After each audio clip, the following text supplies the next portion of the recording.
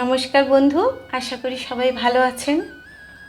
আজকে একটা কবিতা পাঠ করে শোনাবো। অনেক দিন পর বেশ কয়েকটা ছন্দ কবিতা লিখেছি, তার মধ্যে একটি পাঠ করে শোনাচ্ছি, দেখুন কেমন লাগে।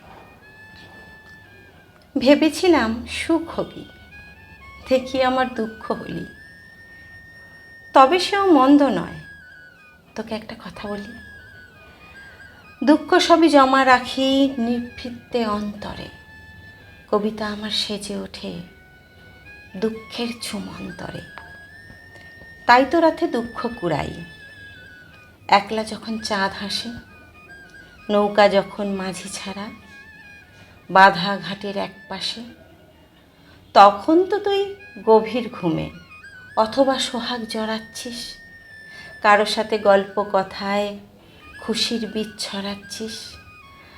হারিয়ে তোকে ভালো নেই, তবু রাখি কবিতায় শব্দ ছন্দ বাঁধন দিয়ে জমাই তোকে মন খাতায়।